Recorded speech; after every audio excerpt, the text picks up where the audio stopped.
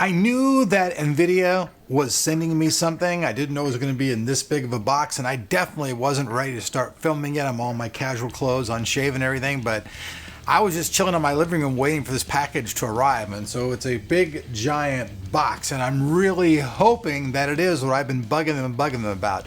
If you guys followed us at CES of 2018, they actually showed off some crazy killer monitor, giant, huge monitors featuring G-Sync technology and everything. These were amazing.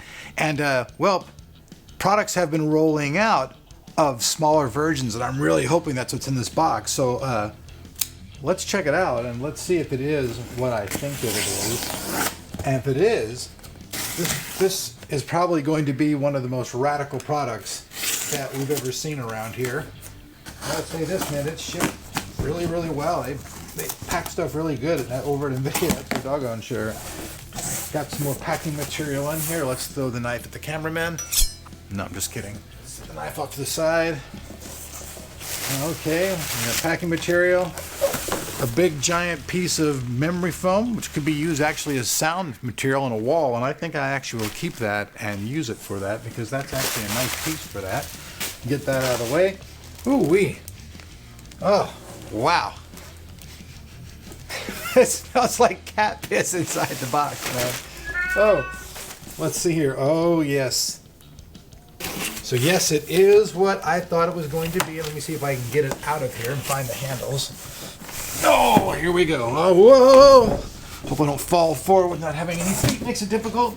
But let's get this out of the way.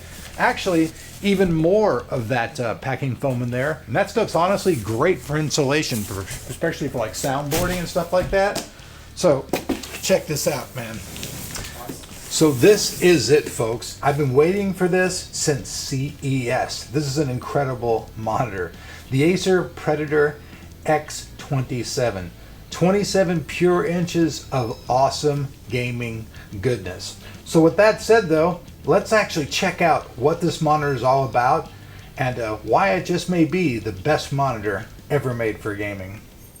Over the years, I have seen a lot of monitors here in our lab. I mean, lots of different monitors, lots of different specs, lots of different features, but today's product that we're going to be checking out is probably the absolute best gaming monitor, hands down. And the fact that it does 99% RGB as well, which is for Adobe, means it almost has the exact same colors matching up to everything that Adobe does. So if you're an artist and you do that kind of stuff, it's going to work perfectly for you as well. So I want to start out saying that even though this is the most awesome gaming monitor, a lot of the features of this monitor will translate over into the professional workspace. Because for one thing, this monitor is not for the meek when it comes to pricing, not at all. In fact, I was almost going to title the video, the most expensive monitor ever made, but I'm sure there's probably been a few more monitors that are more expensive. But this baby, this is the brand new Predator X27.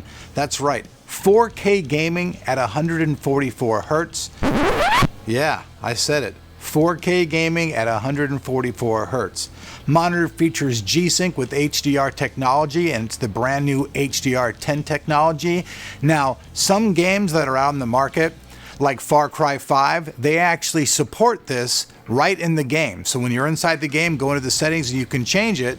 And when you turn the HDR on, it's just amazing. Now, regular monitors have a different type of technology in them as well. You folks who follow the channel, I did a monitor review a while back. It was on quantum.technology.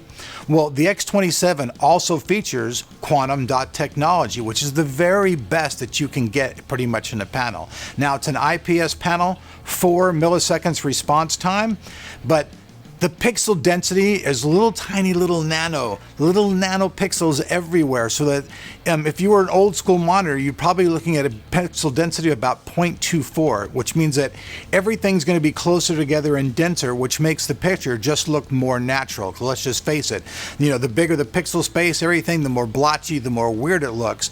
You know, the denser the pixel density, the more your pictures are going to look real. Now, HDR technology, especially HDR10, this is the latest HDR, high dynamic range, and what it basically does in this particular monitor is there's 384 places that are being lit. So in HDR, everything looks more bright, it looks more vivid, and pictures of things will look more natural. They'll actually be lit up almost exactly how they're supposed to be in the original image. So whoever was developing the image and everything, the HDR technology, if it's in there, will take advantage of that, and you will see everything much brighter, much more vivid. Honestly, this monitor looks amazing. I am totally blown away. Like, I know the price tag is $2,000, but everything on this monitor is amazing. You have 1,000 nits of brightness. It features their Acer eye care, which basically means like an anti-glare screen, so the screen's not going to like make you go and be blind. It has built-in speakers. It has G-Sync. I mean, just all kinds of features. There's even a way that they have a mode that you can go in and change the darkness settings. So with this particular setting, you can go in game. If the game is too dark, you can actually lighten it or brighten it up, or darken it rather, to whatever you like. This is a pretty unique feature. Now, I know some people say, hey, I could just use the brightness button to do this, but this is actually a different type of thing. When you use the brightness, pretty much the entire screen just starts fading until you get like a white type image. With this particular tool, that doesn't happen at all. It just allows you to brighten the area that you're playing in the game, and it does it pretty naturally. As far as the inputs and outputs go, it's pretty cool because there's 4 USB 3.0 ports. 2 of them are located in the back and 2 of them are located on the side for easy access. And on the back, you have a DisplayPort connection, an HDMI connection, you have a headphone connection, and you also have a plug for your power. Something that's also kind of interesting is there are 3 different crosshairs that you can choose from, and these can be changed by your OSD or the game view settings. You also have 1-button access to 8 different types of mode for various games, editing movies, and truly the amazing thing about this monitor is that it does true 4K on a 27-inch screen. And yes, it is a full 27-inch screen. It's not smaller. It's not like, 26.4. It's a true 27-inch screen, and that's pretty cool. 3840 by 2160 the resolution, and with all of these features, I have to tell you, it is the most incredible looking monitor that I've ever put in front of my face. I've checked out every single one of the Acer monitors that's ever come out, the Predator Vision, the Predator model, and every single one of these has been really unique, always expensive. They always are expensive. The Acer Predator monitors, like I said, they're not for the meek. They're for the people who want the absolute best. And for the specs, you're really not going to find anything better for this on the market whatsoever. There are a few companies, I think, that'll be involved making monitors like this. I know that Asus is one of them. Acer is another. I'm sure there probably is a couple other players that'll have monitors of this same quality and caliber. But also, these monitors, are going to be really, really expensive. But in-game, HDR, when it's turned on, is just really nice looking. You go from having a screen that looks kind of cool, looks okay, but as soon as you enable HDR, as you guys can see, like here in Far Cry 5, everything just blooms. It gets much brighter.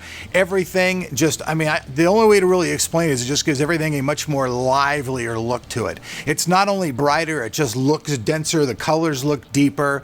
It's a lot more than just a brightness technique. But like I said earlier in the video, inside of the monitor, around the inside of the monitor, there's 384 separate lights that are lighting up that background. So that's going to be really cool.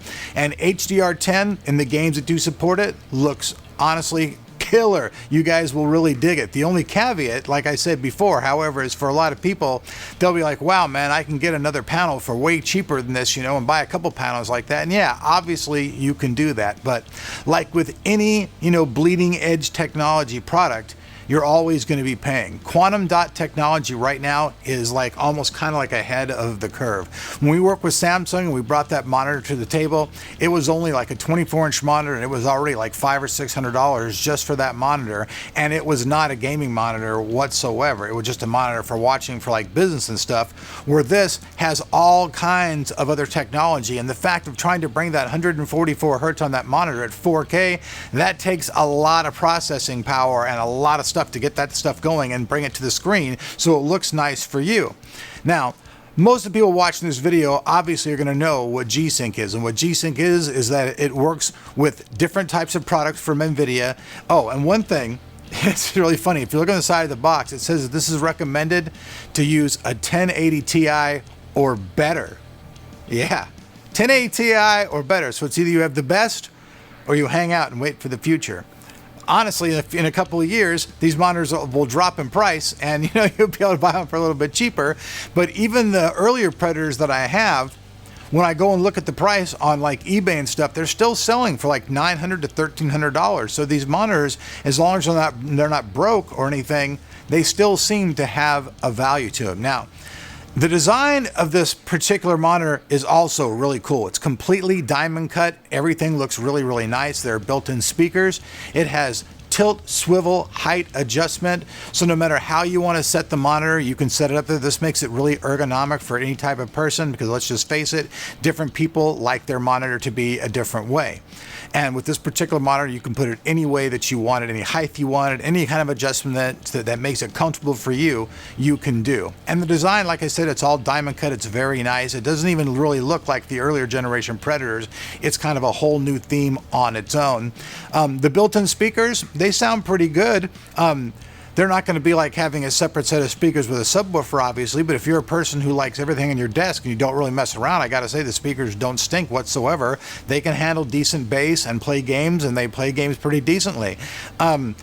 The technology inside of it, may even be like geared towards like, even headphone technology, so that it can take the boom of the bass and all that stuff and, not make the monitor shake or anything else. Because even when you're playing your game stuff, the monitor doesn't shake. So the sound is pretty decent. It's not crappy sound whatsoever. But honestly, text, I keep saying that honestly because I don't know why, but I always just say it when I feel like I just want to tell the absolute truth about this product. And it's because I know at $2,000, people are going to go, what the frack, Elric? $2,000? So I'm like trying, okay, in my mind, how can I justify this $2,000 price tag? I mean, honestly, at $2,000, it's hard to justify the price tag. Do I personally think it's too much money? Yeah, hells to the yes, I think it's too much money. I was lucky enough that NVIDIA kicked me down one for a review, so that was really awesome of them. Paid no money whatsoever for this, though. But, I mean, the specs themselves just jump out and speak at you. And like when you're online and you're going on the internet and you're looking at anything and you see how clear the text and everything is on this monitor, like I said before, whether you're a gamer or you're a person who's just on the internet a lot, or you're a person who works with Photoshop and does that type of stuff, this monitor will shine in all those different areas for different reasons, even though it's marked as a gamer's monitor. And right now it probably is the best gaming monitor that you can get your hands on the whole planet. Is there one in a secret lab somewhere better? There might be, but for now, we're definitely not seeing it whatsoever. The Acer Predator X27 is a really killer monitor.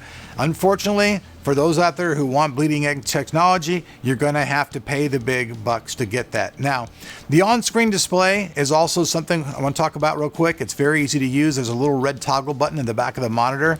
So to do all the adjustments, including the overclocking and all that stuff, you can do all that from this little toggle button.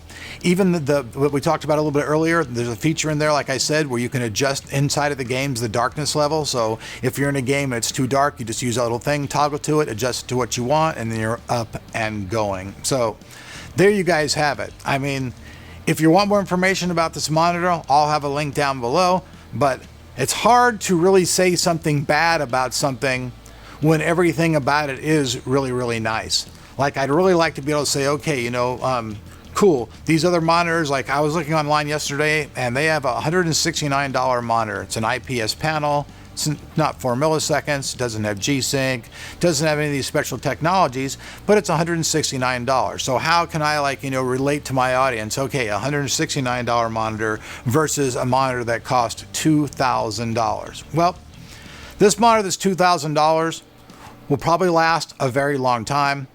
It looks the best, it plays the best, games look great, text looks great, you can't get anything better. On the $169 version, I ordered one. I don't know how it's actually going to look and compare, but later on I'll do a comparison between a $169 monitor and a $2,000 monitor, and we'll see how much real differences that there are and what makes this monitor worth such a higher price tag. So thanks for watching the channel. I'm Elric. Like usual, we'll have more information about this down below, so if you want to check more information out there, or you've got the big bucks and you want the best of the best, then you can buy one for yourself. Peace.